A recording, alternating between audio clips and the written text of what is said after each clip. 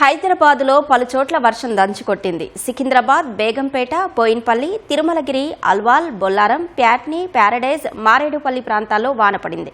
Tarnaka, OU campus, Lalapet, Habsiguda, Nacharam, మలాపూర్లో ఒక్కసారిగా కురిసిన వర్షానికి రహదారులన్నీ జలమయమయ్యాయి. ఈ వానకు గచ్చిబౌలి, రాయదుర్గం, మాదాపూర్, ఫిల్మ్ నగర్, బంజారాహిల్స్, జూబ్లీహిల్స్ ప్రాంతాల్లో ట్రాఫిక్కు అంతరాయం కలిగింది. కూకట్పల్లి, మూసాపేట్, కేపీహెచ్బీ, పంజాగుట్ట, అమీర్పేట్ పరిసరాల్లోనూ భారీగా వర్షం కురిసింది. చాలా చోట్ల డ్రైనేజీలు పొంగిపొర్లాయి.